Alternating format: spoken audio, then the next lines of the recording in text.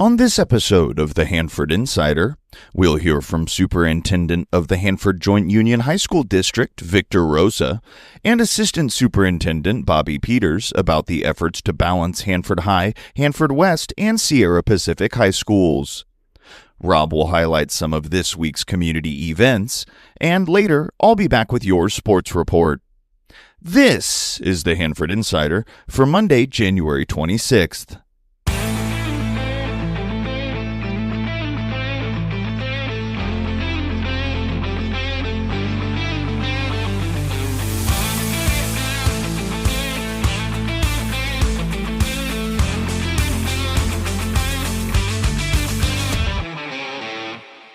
Welcome back to the Hanford Insider Podcast.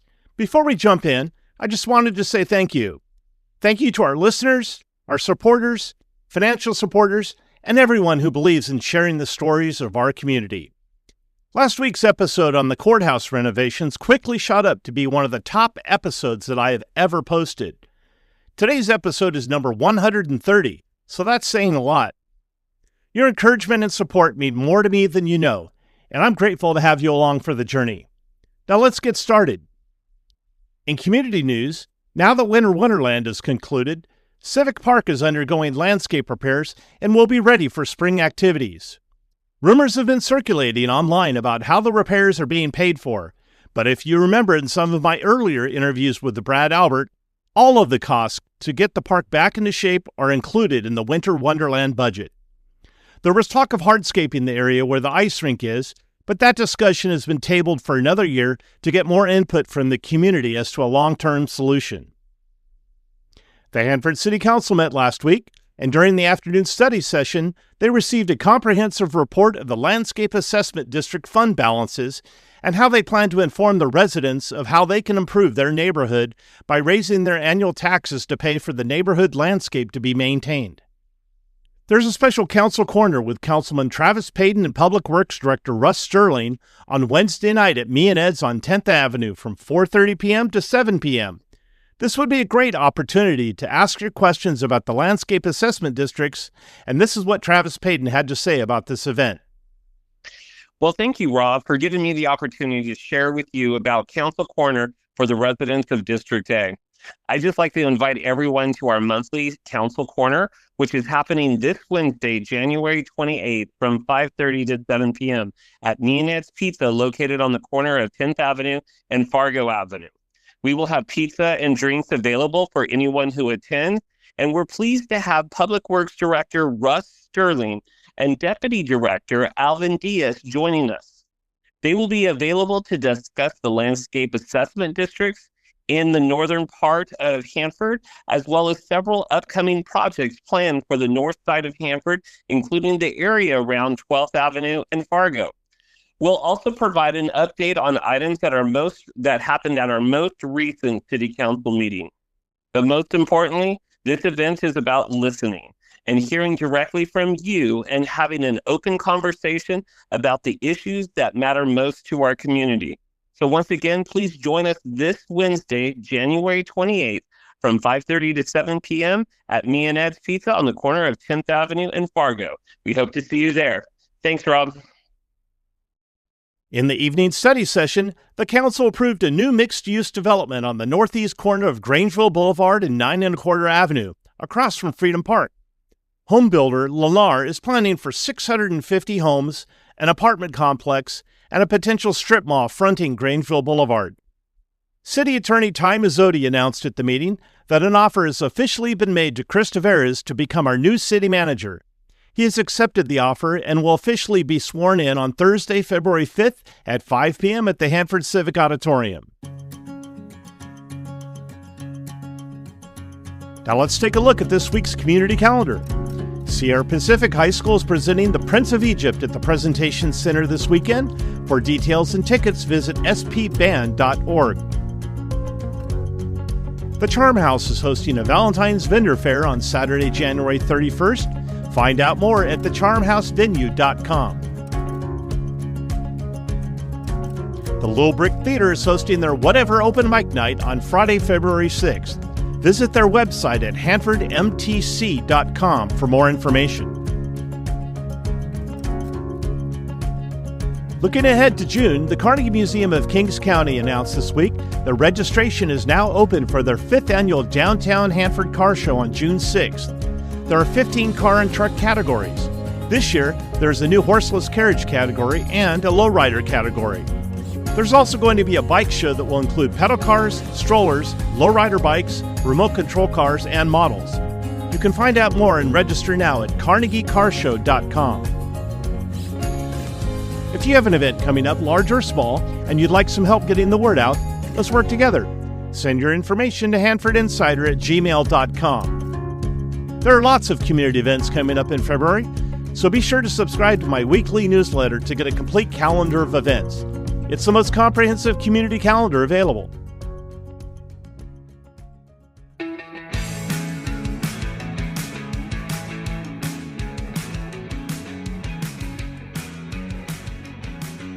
Well, if you've lived in Hanford for any period of time, you know the history of Hanford High School, over 100 years old. And then we added the West Campus in the 60s, and students were split between the two campuses. Hanford West came along, and they're on Lacey Boulevard when the West Campus converted to a full comprehensive high school. And it seems not that long ago that Sierra Pacific High School was opened out on 13th Avenue, if you can believe that. And with me today, I have the superintendent of the Hanford Joint Union High School District, Mr. Victor Rosa, and Bobby Peters, who is the assistant superintendent of educational services. Welcome to the show, guys. Thank you. Thank you. So, Dr. Rosa, Hanford has grown. We've got a lot of things going on, and the high school district has had quite a challenge of balancing all of the enrollment. And today we're going to talk about some of the new enrollment trends and some of the requirements for proof of residency, which has become a topic here in early 2026. So let's go ahead and start with just an overall evaluation of the enrollment trends in the schools. Sure. Well, as a district, we have seen steady growth, not tremendous growth, but growth. And at least in the 7 years that I've been here, we've had growth. We've been lucky for that since there's a declining enrollment in a lot of other communities. And we do expect there to be a little bit of a lull coming as well for us, as our feeder districts have smaller classes coming forward. But for us, our attendance boundaries have not changed. This is my 7th year here. Our actual attendance boundaries have remained the same, I'm assuming, for at least since Sierra Pacific. So that's going now, I think, on 14 years that's been in existence. And those attendance boundaries still work for us. The lines are drawn. It creates a very equitable distribution of students for our community. And the reason for us going forward with more proof of residency is, as a community, more and more people have sort of stretched the rules and bent the truth a little bit as far as where they live and the feeling that I can attend wherever I'd like to attend versus attending the school that is within my attendance boundary. So we're really just enforcing what's been in place for a long time now. So, Bobby, you've been a teacher at Hanford West, and you're in the administration role now. What kind of patterns have you seen? It's interesting to look now.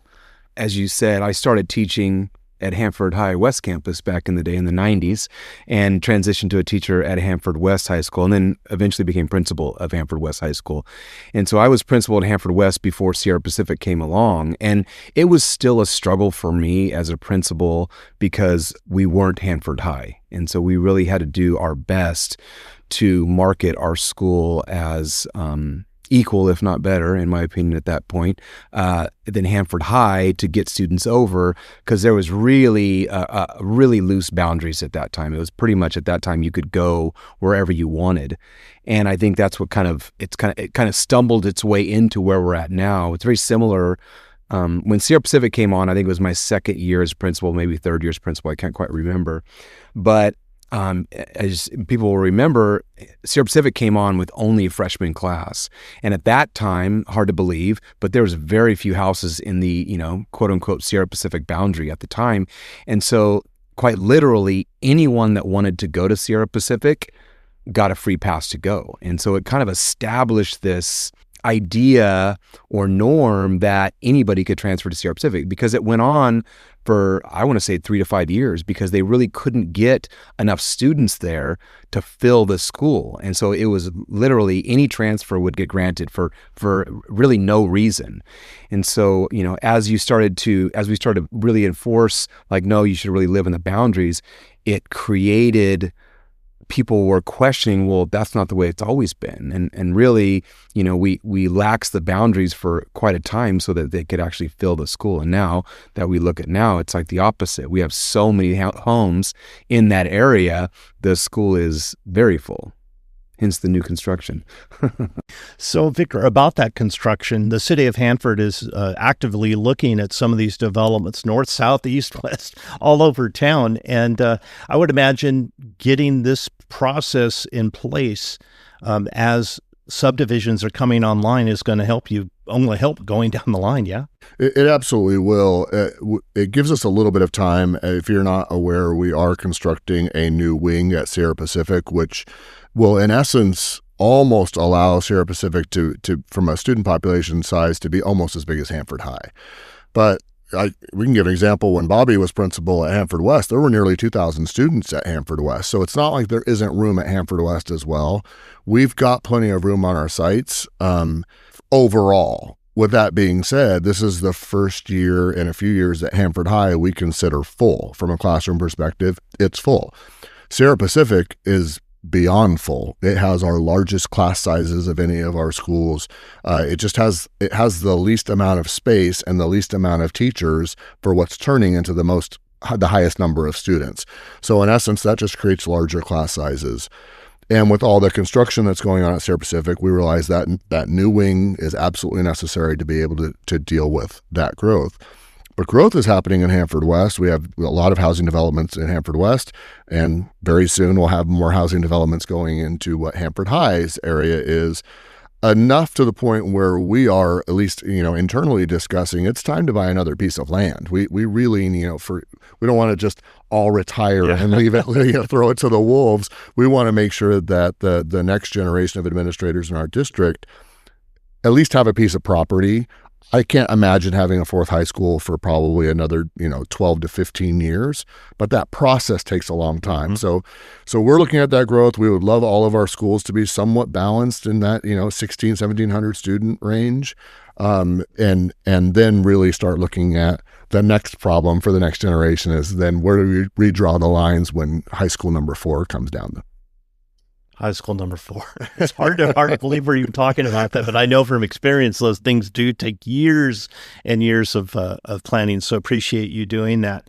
So let's get to the matter at hand, and that is it's not a new policy, but it's kind of a revamped policy of how you make sure students are where they need to be to make sure that all of your schools flourish. So let's review this a little bit about this proof of residency and how it works. Sure. So again, our boundary lines have not changed.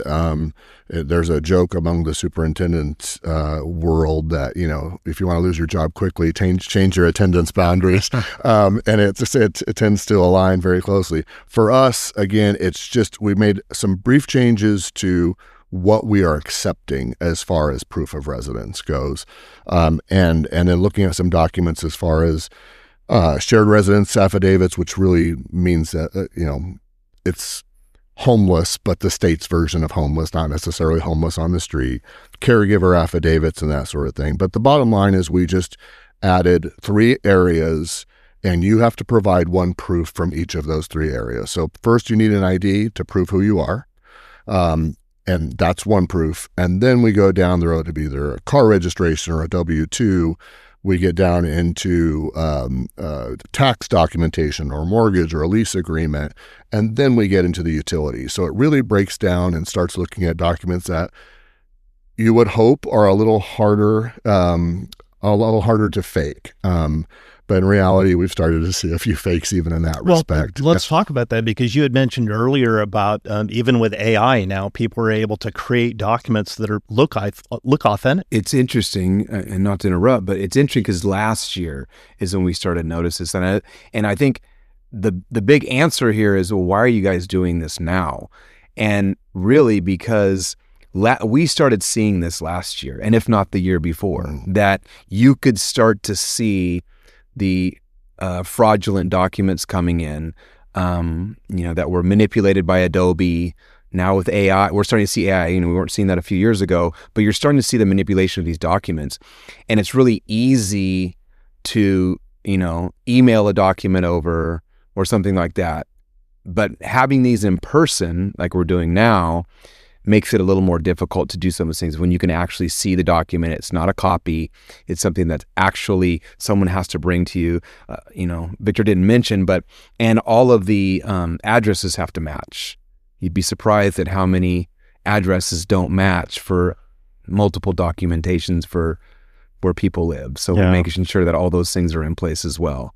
And these live nights have been interesting. It's really has been eye opening. I've enjoyed it. I like being out there to see a lot of people, a lot of students. Live nights. It's great. What is it? So basically, we, as Bobby sort of mentioned, we for the last several years have accepted all of the documentation electronically for proof of residence. So feeder schools would just send over all of the information, and we basically took it for whatever they sent. And so then we started seeing some changes, things happening. Yeah. And so we changed it this year to actual physical nights. So we had our first one at Hanford High, the second one was at Sierra Pacific, the third one was at Hanford West. Tomorrow is our first district makeup. Next week we have another district makeup. And it's an inconvenience to parents, we understand, but all of those 8th grade parents are needing to bring the documentation.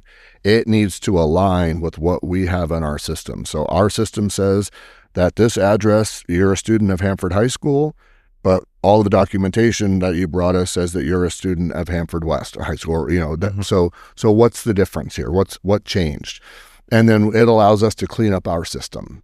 And this is just one step. A lot of people came through that night, and if we're being really honest, we looked at the paperwork. We said, okay, great, thank you. But we know that paper, there's something wrong with that paperwork.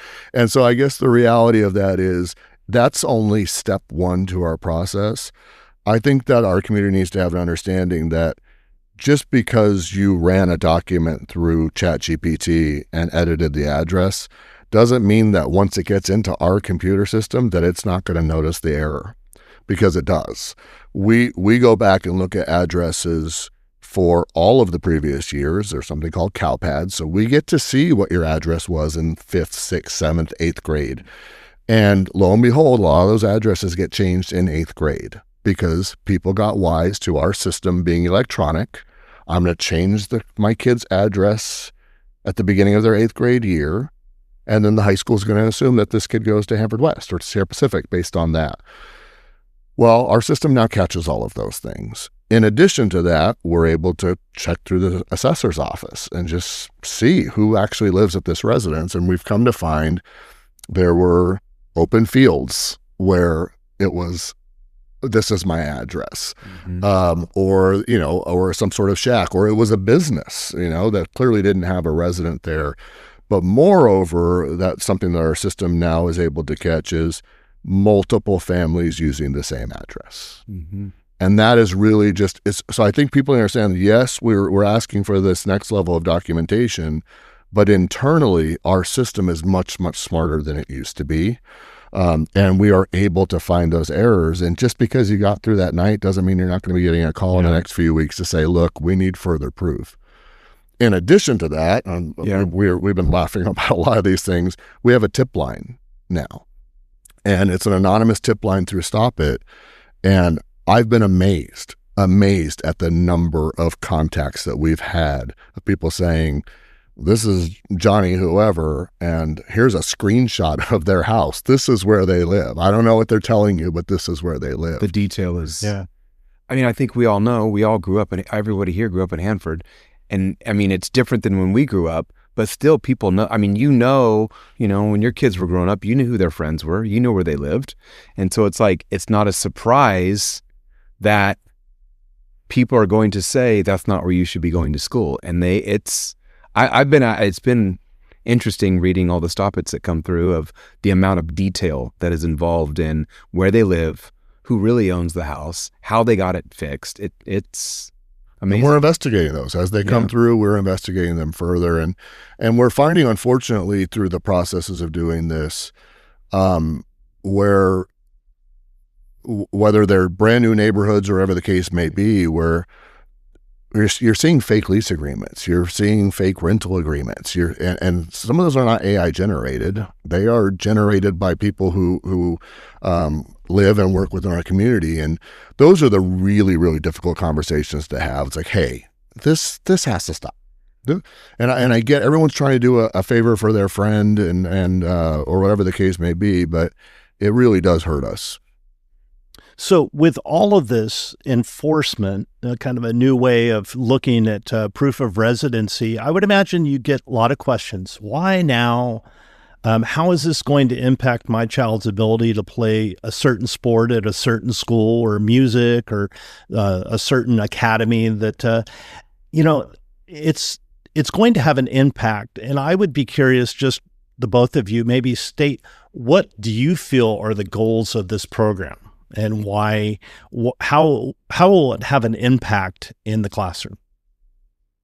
I think, my personal opinion, there needs to be balance among the schools, and the listeners can take balance however they want. You can fill in any metric in there that you want, but I think we need to have balance in our schools, and that can be on the athletic field, it can be in the classroom, it can be in band, it can be in choir, it can be in whatever you want it to be. But when you start to see a shift so hard to, a certain program or a certain school, it starts to create imbalance. And then with that imbalance, it's hard to swing back. And so you're almost like the one school may never, ever have that opportunity to have that great baseball team, have that great water polo team, because the students are gravitating towards a school that's already found that success, and it's really hard to get that balance back. And I just think that to create, I guess my goal is always to create the best possible situation we can at every single school. I mean, and the role I fall in is with education. And so I'm always trying to make sure that it's balanced across the board. And I think a lot of that has to do with students and families. I mean, all of it factors in. And if we're letting people choose or creating, we are contributing to the imbalance of that, it's not good for that school site. And we need to make sure that we are doing our best to make sure that there is balance of all different types of students, so that we can have, I'm trying to stay away from the word equitable, but an equitable balance of students. Mm-hmm. Yeah, definitely. Once we put out information about this, it made it onto social media, and there were some, concerns from people. And some of the comments were, well, why don't all the schools just offer the same thing, and then we wouldn't have an issue? And the reality is our schools all do, for the most part. We offer the same athletics at all of our schools. We do have, based on size, some schools that are in different leagues, and so that's part. But all of our athletics are the same. Our clubs are the same on all of our campuses. Our academic programs are the same. The only few unique ones that we have are the Medical Academy at Hanford West and HJUHSD at Hanford West. Those are unique to that school, but also the school that we are allowing students to transfer to. So no student is going to get denied a transfer to be able to go to HJUHSD. It is a lottery for the Med Academy, but your chances are pretty good. And the only other unique program is the Business Academy at Sierra Pacific. But we have business classes at all of our schools. So we really do, for the most part, offer the same thing at all of our sites. Students are going to have the same experience, whether it's an athletic experience, extracurricular type of experience. They have the opportunity regardless of where they go. I mean, just to further that too, is sometimes we do get that. I mean, because we do have some other courses that aren't exactly the same at every school site. But when we talk about the CTE, Career Technical Education programs, they're expensive. They're extremely expensive.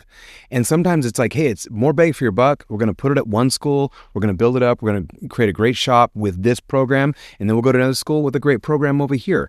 And it's and some of that, it's about being fiscally smart and making sure that we can provide these opportunities and not always replicating everything at every single school site. But academically, it's I mean, we work really hard at making sure it's the same. And where we don't have, say we have an AP class that's only offered at one campus because there aren't enough students between all three of our schools to fill, we'll bus kids to make that happen. So we provide every opportunity for kids to have that opportunity. And even and there's even been in situations where there's a CTE course, and maybe it's like, and usually the ones we're talking about, they're advanced, so it's like a junior or senior course. We've bused kids over for those. I mean, it's not that we don't do these things for kids. We just want to make sure that, that they have the opportunity to do it.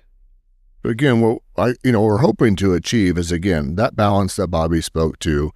And I think part of it is also working with our community and education. We're not a unified district. All we can control is what we can control. We have 7 feeder districts that feed into us. 7? Yeah. 7. That we work with. And, some of those are charter districts. And so the nature of those charter districts are they have schools from all throughout the community. They're all over. And then 8th grade comes around, and now these kids are going to get divided. And that is really, really difficult for parents to accept. It's difficult for students to accept. It's like, but my best friend is going to Hanford High or this or whatever the case may be. I went to Lakeside School, and back then everybody either went to Hanford West for their freshman, sophomore year and then to Hanford High. But regardless of where you came, you were still terrified. Now we're going to be there with the Woodrow kids and the Pioneer kids and all those kids.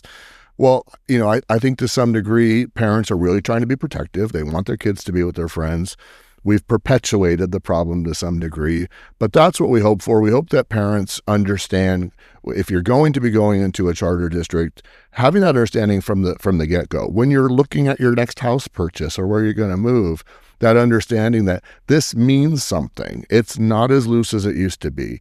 If I'm moving here, this is the school that I'm going to be attending. If I'm choosing to go into a charter program, I have to understand that my kid's still going to go to school based on where we live, not on the elementary they attended. So those are the things that over time we're just hoping to tighten up a little bit.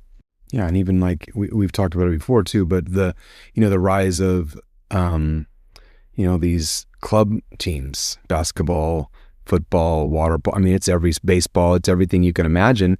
And as much as we try to not encourage aligning with one of our high schools, because you're just creating a problem. You have this, I'll use, my kids played water polo. We have this water polo team that's aligned themselves with, they're the Golden Bear Water Polo Club. And they're like, well, we're not part of that Sierra Pacific. And you're like, well, you kind of are. You're wearing green and gold and you're called the Golden Bears. And so the kids and the families are like, well, that's where my kid's going to go play water polo. Anthony's been out at practice and, we're good. And it's like, but you live in Hanford High and, so it's like, or Lemoore, yeah, or Riverdale, or, but it's like, we have to remember all those things as parents is like all those are great opportunities. But when we move to the high school setting, that may change, and like I would say, it'd probably be better if you're looking for those programs, start early where you live, align with where you might go, likelihood you live here, align with that program and make it the best it can be. I mean, the more people that get involved in a program that believe in it, the better it's going to be.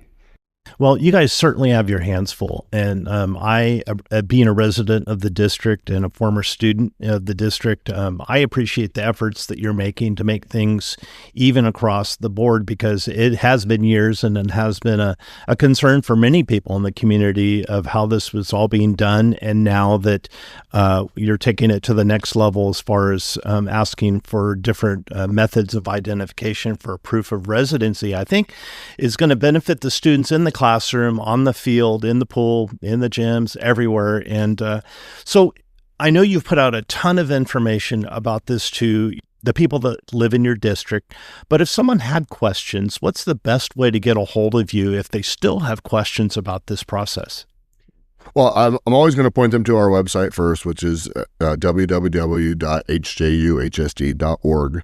And if you hit on the superintendent's tab, you're going to find all the information about residency. Not only that, you'll find contact information for myself, for assistant superintendents. principals, anyone you need, you'll be able to email directly from there or call us directly.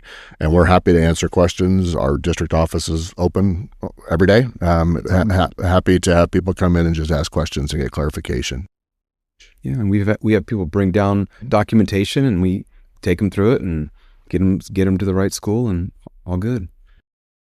Well, that's great. Thank you so much, guys. Thank you.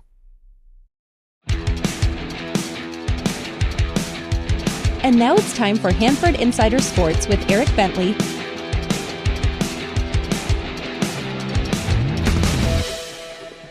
We'll start with basketball, where both Sierra Pacific Hoops teams found success last week. The girls pushed their winning streak up to 4 and improved to 3-1 in league play, with dominating victories over Selma and Kerman, while the boys took down Selma and Hanford West to improve to 2-2 in league action. A big matchup this week for both Golden Bears teams, hosting Emmanuel on Wednesday before the boys travel to Kingsburg on Thursday, while the girls play at home versus Hanford West on Friday. It was a mixed bag of results for both Hanford High basketball teams last week. The girls fell to league-leading Mission Oak on Wednesday before snapping their 10-game skid and avenging their earlier season loss to Lemoore with a 37-34 victory. The Hanford High boys improved to 3-2 in WYL action with double-digit victories over Mission Oak and Lemoore before falling in non-league action to North from Bakersfield on Saturday. League action continues for both teams this week at Dinuba on Tuesday and home versus Tulare Union on Thursday before Saturday non-league play with the boys taking on East Union at Manteca and the girls facing Kingsburg. And the struggle continues for both Hanford West basketball teams as the girls fell to Exeter and Emmanuel last week, while the boys lost to Kerman and Sierra Pacific. This week, the girls will be at Selma and Sierra Pacific, while the boys take on Reedley and Washington Union. In soccer action, it's 6 wins in a row for the Sierra Pacific boys after a 2-0 triumph over Hanford West last week, bolstered their league record to a perfect 4-0 on the year. This week, a showdown with Kerman awaits on Monday before a league tilt with CVC on Wednesday. The Sierra Pacific girls played Reedley and Kerman to draws last week and will look for their first result in league play this week against CVC and Hanford West with a Saturday showdown with Kingsburg. The Hanford High girls soccer team continued their dominant ways last week, shutting out Mission Oak and Hanford West by a combined score of 10-0. At 11-2-2 overall and 4-1 in league play, the Bullpups will travel to Dinuba on Tuesday before hosting league-leading Tulare Western on Thursday. The Hanford High boys played Mission Oak to a draw last week and then fell to Lemoore and will look for their first league win this week with matchups versus Dinuba and Tulare Western.